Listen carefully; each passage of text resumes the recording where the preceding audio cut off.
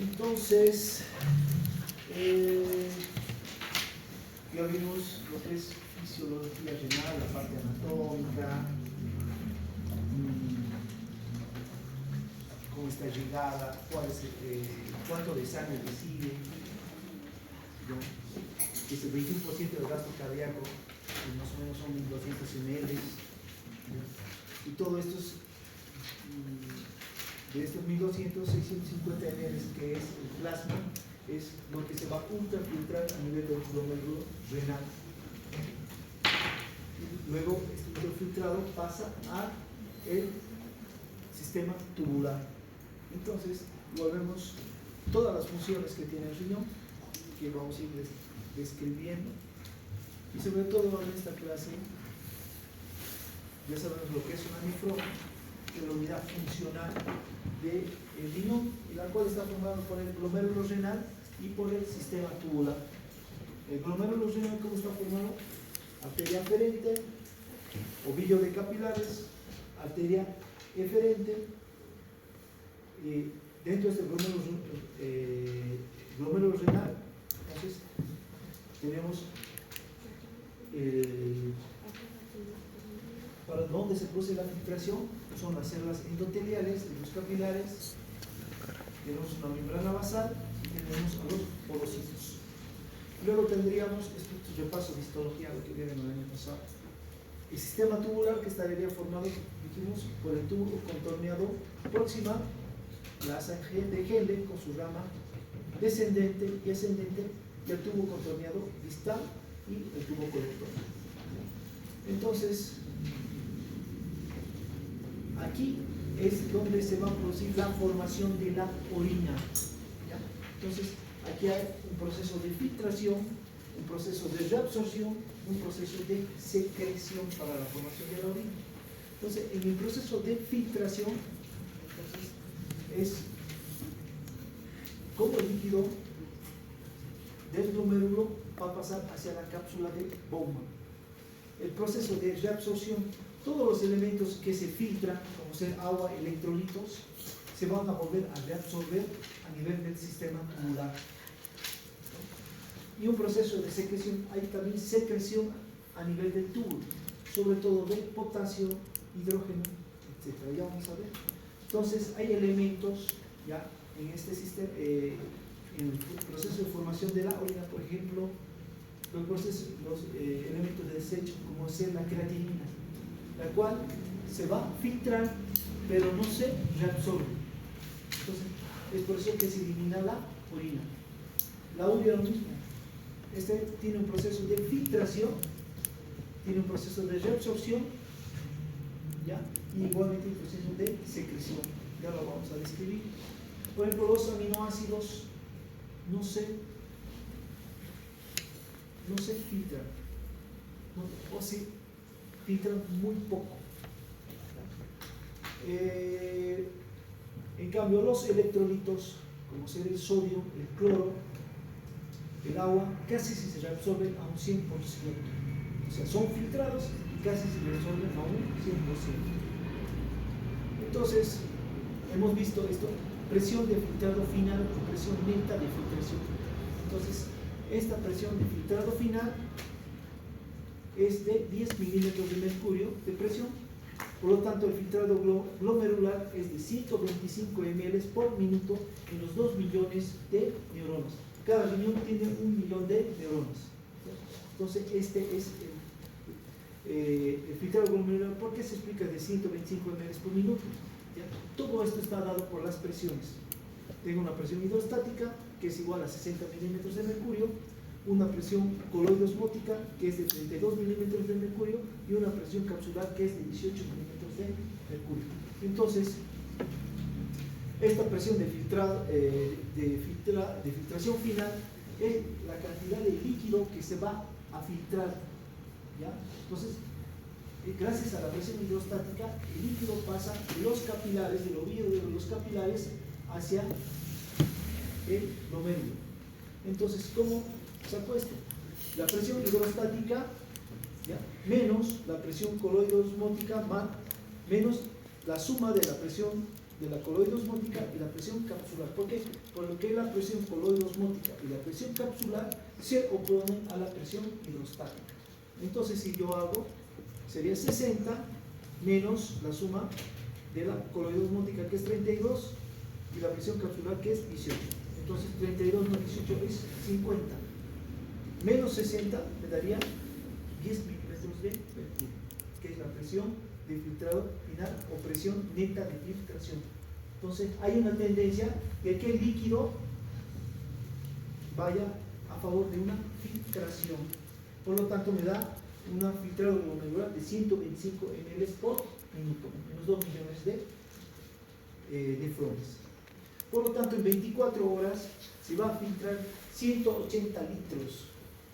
Pero gracias a la reabsorción que se produce en el sistema tubular, o sea, en el tubo contorneado distal, en el asa de Henle y en el tubo proximal, entonces hay una reabsorción y solo se eliminaría más o menos 1200 ml en 24 horas.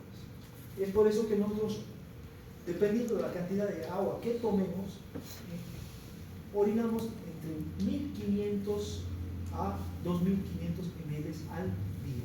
Es la cantidad de orina que se puede eliminar, dependiendo de la cantidad de agua que la persona consume.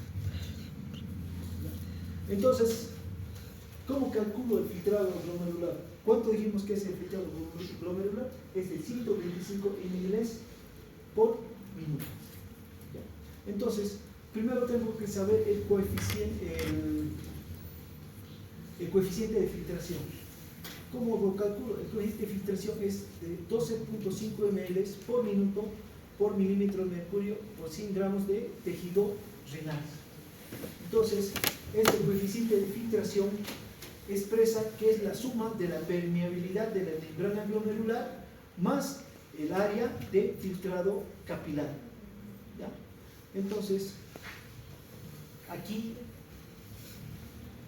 para obtener el filtrado glomerular, tengo que multiplicar este coeficiente de filtración por la presión de filtrado final. Como el coeficiente de filtración es de 12.5 ml por 10, me daría 125 ml, lo que es el filtrado glomerular. Entonces, ¿cuál es la composición del filtrado glomerular? Ya que hemos definido que es de 125 ml por minuto. Todo está en esta diapositiva. Entonces, el filtrado glomerular se compone principalmente de agua y electrolitos. O sea, que se va a filtrar agua y electrolitos. ¿Qué electrolitos? Sodio, cloro, bicarbonato. ¿Ya? Por eso dice concentraciones de sales y moléculas orgánicas parecidas a la del plasma. ¿Qué más hay en el plasma? Hay glucosa. Entonces, igualmente, se filtraría glucosa. Igual se filtran algunos aminoácidos, pero parcialmente. ¿Ya? Entonces, ¿qué no se filtraría? Calcio y ácidos grasos. Esos no se filtran. ¿Qué otras sustancias no se filtran? No se filtran las células sanguíneas, ¿ya? Y tampoco las proteínas.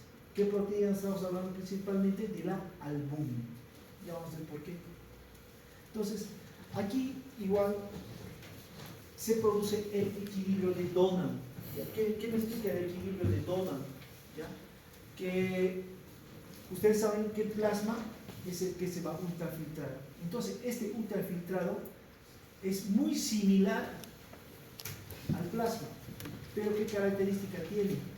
Que aquí el ultrafiltrado no tiene albúmina, ¿ya? Entonces existe menos cargas eléctricas negativas. Las cargas eléctricas negativas le da la albúmina al plasma.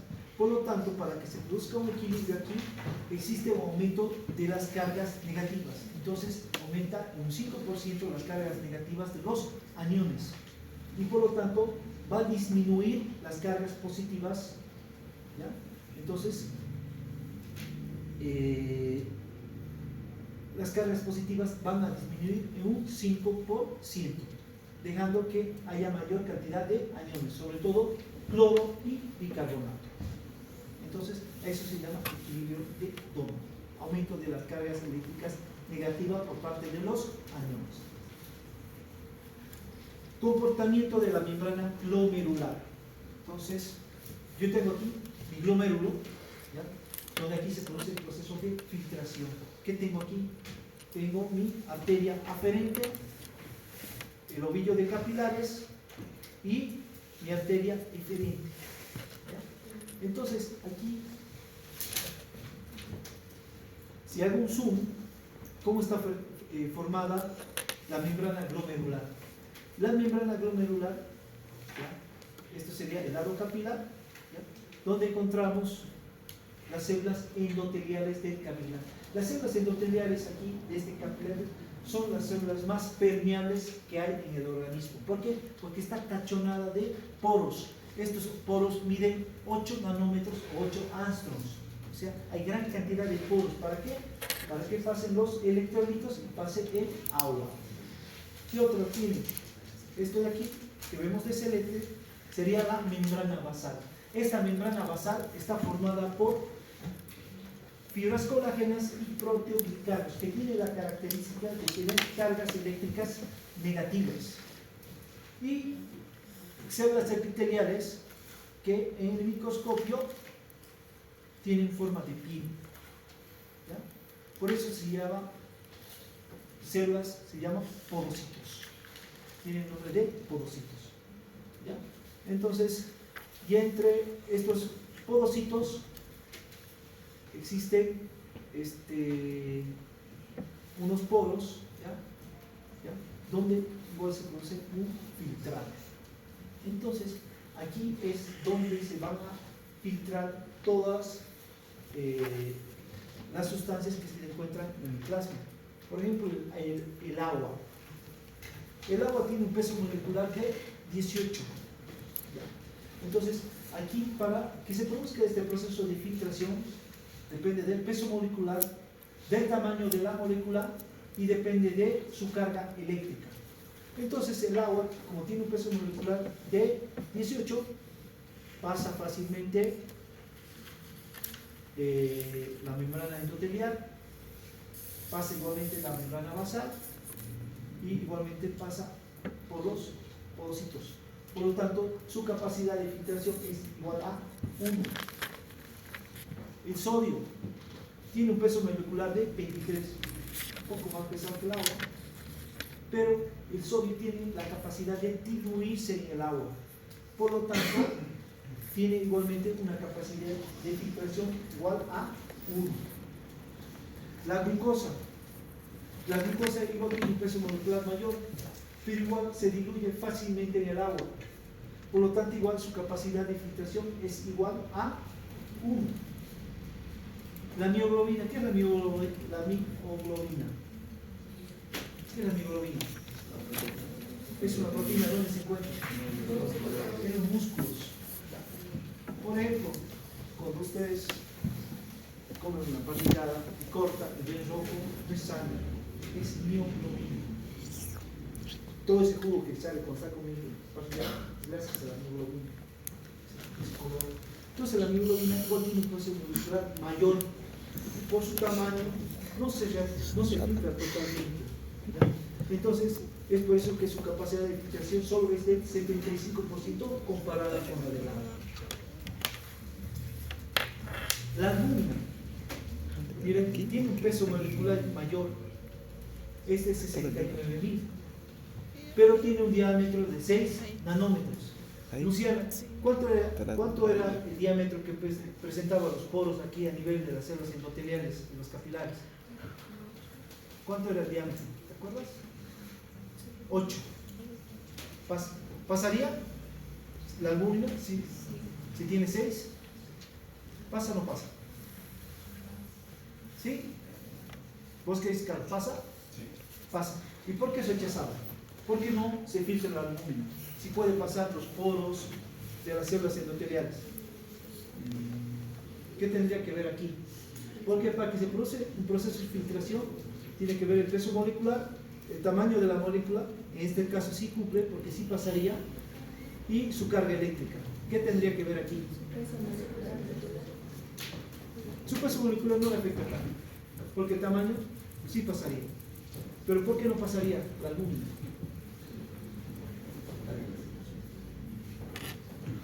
¿Qué carga eléctrica tiene la albúmina? ¿Positivo o negativo? ¿Ah? Positivo.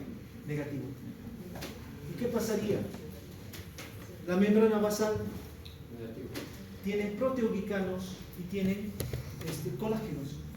Por lo tanto, le da cargas eléctricas negativas. ¿Qué pasa cuando hay cargas eléctricas negativas? Se repelen. Por lo tanto, esa electrificación, ¿por qué no pasa la albúmina? Es repelida por la membrana basal, que es esta, la cual se caracteriza por tener cargas eléctricas negativas.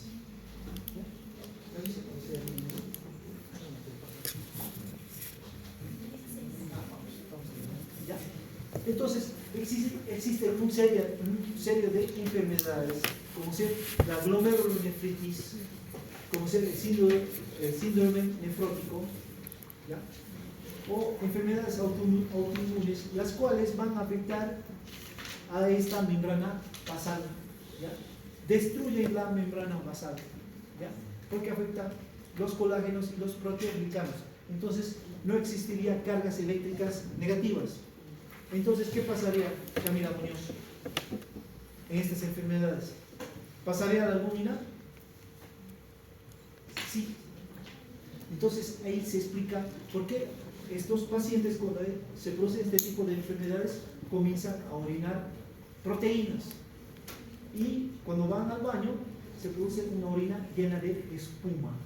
Esa es una de las características. Entonces, si hay pérdida de proteínas, de albúmina, principalmente por la orina, y comienza a bajar las albúminas a nivel de la sangre, ¿qué esto provocaría a nivel capilar? ¿Cómo nos afectaría? Esta persona se comienza a hinchar. ¿Por qué? ¿Cuál es la explicación? La retención de agua. ¿Y por qué se retiene agua? O sea, me estás diciendo que se producen edemas. ¿Por qué sería? Porque si se filtra la albúmina, no habría el intercambio capilar que se realiza. ¿Qué presión estaría afectada? Ahí me voy, Sachet. En un hipoalbuminemia. La presión coloidosmótica. ¿Y eso cómo afectaría?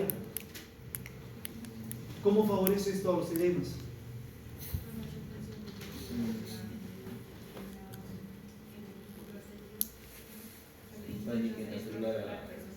Especialmente a nivel intersticial.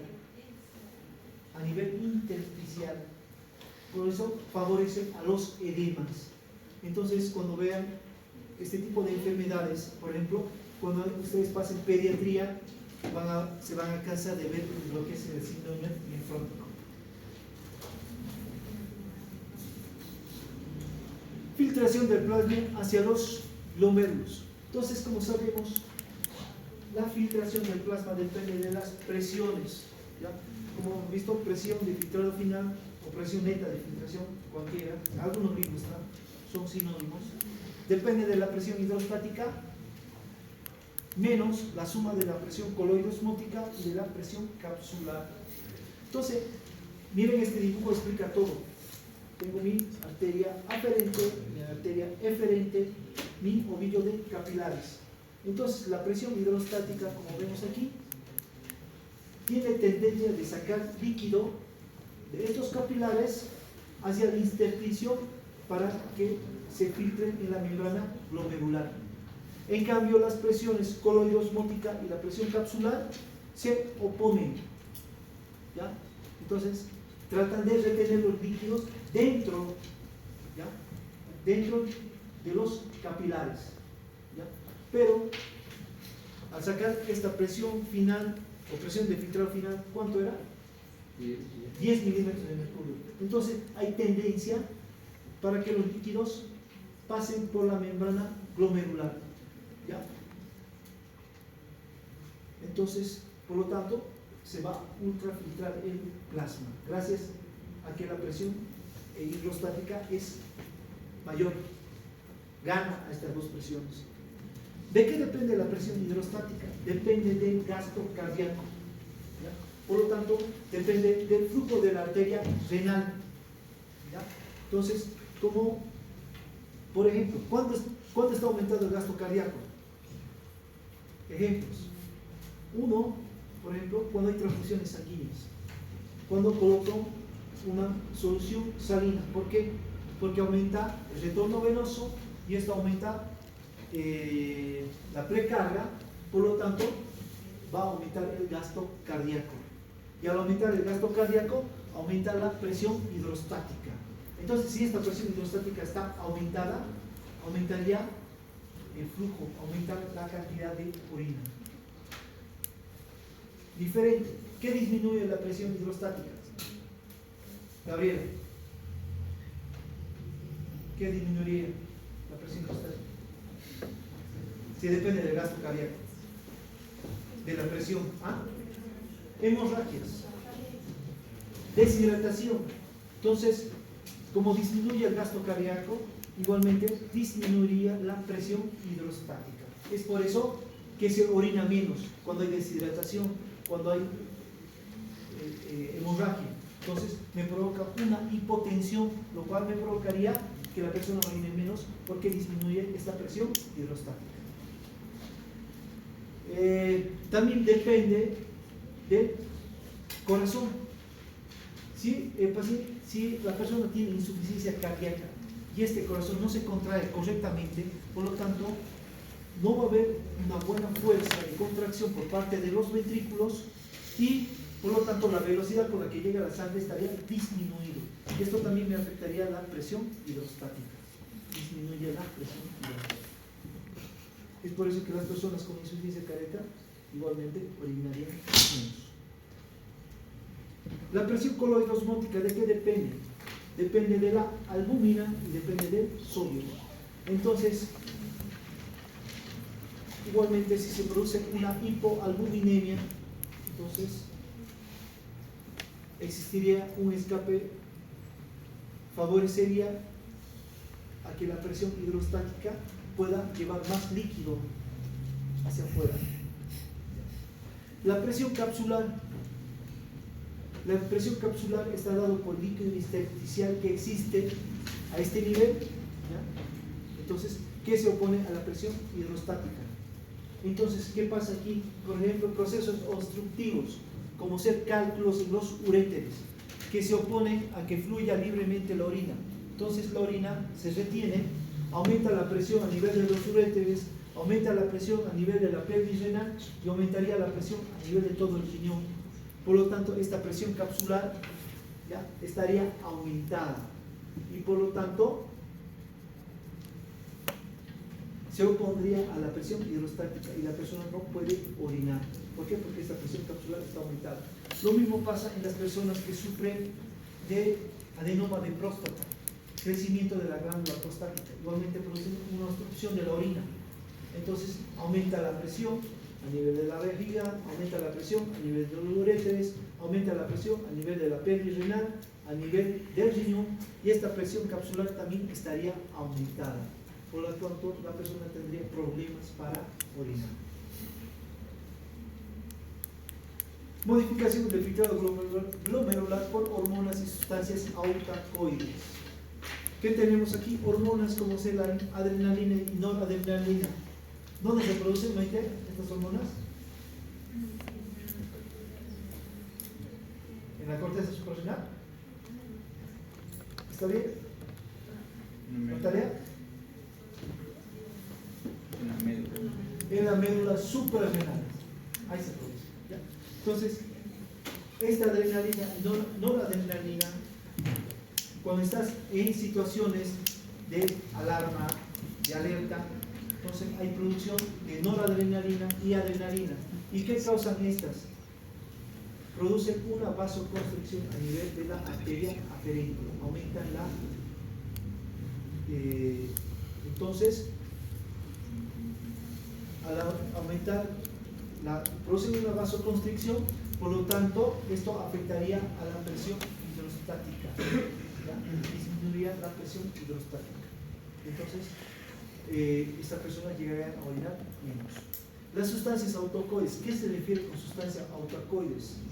Son sustancias que actúan a nivel local, o sea que se producen a este nivel, a nivel del riñón, y afectarían al riñón. Por ejemplo, tenemos el óxido nítrico. Entonces, cuando existe una lesión a nivel de las células endoteliales, se produce el óxido nítrico, el cual dice que causa una vasodilatación a nivel de la arteria aferente y arteria diferente. La endotelina igualmente se produce cuando hay una lesión a nivel de las células endoteliales, y lo que causaría sería una vasoconstricción, es una sustancia vasoactiva. Las prostaglandinas igual se producen liberación cuando hay lesión del endotelio, por lo tanto se produce aquí prostaglandina 1 y prostaglandina 2, las cuales igual tienen una función vasoactiva, producen vasoconstricción. Y por último tenemos la angiotensina 2. La angiotensina 2, que también actuaría a nivel local, pero esta, como sabemos, se tiene que liberar renina, angiotensina 1, es decir, la angiotensina 2 actuaría a nivel del riñón, que produce vasoconstricción. Regulación del filtrado glomerular. Entonces, existen dos tipos de reflejos que regulan el filtrado glomerular, ¿ya? Entonces, uno es el reflejo túbulo glomerular y otro es el reflejo miógeno. ¿Cómo explico el reflejo túbulo glomerular? Entonces, aquí tengo mi glomérulo renal, tengo mi arteria eferente, mi arteria aferente, que se caracteriza por tener las células yuxtaglomerulares y lo que conozco como mácula densa, la cual se encuentra a nivel del tubo contorneado distal. ¿Ya? Todo esto forma el complejo yuxtaglomerular. Entonces, aquí, por ejemplo, todo está en función con la presión arterial media. Entonces, como saben, la presión arterial media normal va más o menos entre 80 a 90 milímetros de mercurio, es lo normal. Entre 80 y 100, pongamos un término medio, 90 milímetros de mercurio. Entonces, cuando existe una hipertensión arterial, ¿ya? O sea, una presión arterial media de 160 milímetros de mercurio está aumentada, ¿ya? Entonces,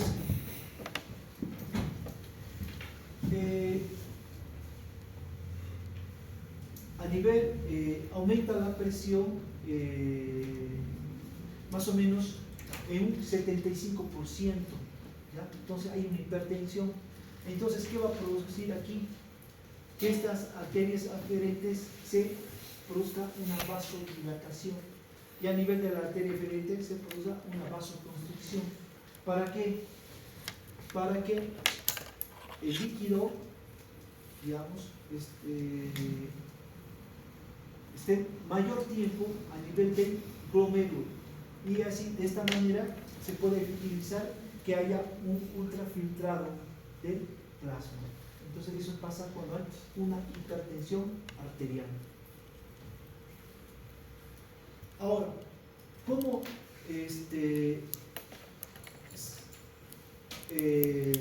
se activa la mácula densa? Como sabes, la mácula densa es un osmoreceptor. Entonces, este osmoreceptor detecta cuando hay déficit de sodio.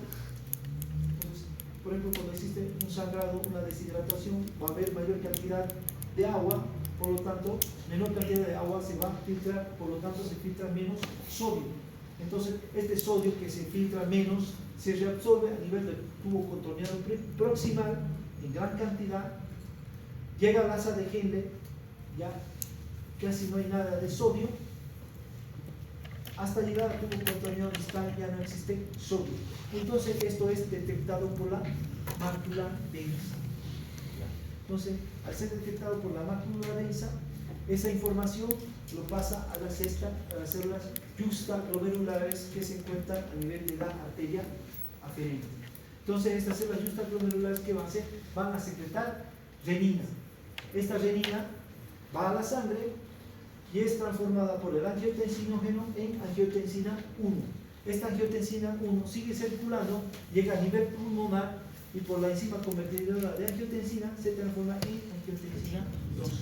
Entonces esta angiotensina 2 llega al riñón y me va a producir una vasoconstricción. Sobre todo a nivel de la arteria aferente. ¿Por qué? Porque para que llegue el líquido y al haber una vasoconstricción a nivel de la arteria aferente hace que el líquido se retenga por más tiempo a nivel de los glomérulos. Y al haber mayor cantidad de líquido a nivel de los glomérulos me está aumentando la presión hidrostática. ¿Para qué? Para que se aumente el ultrafiltrado y se ultrafiltre más agua y más sodio. ¿Ya? Entonces, de esta manera están asegurando de que haya igualmente un aumento de la presión arterial. ¿Por qué? Porque se va a reabsorber más sodio.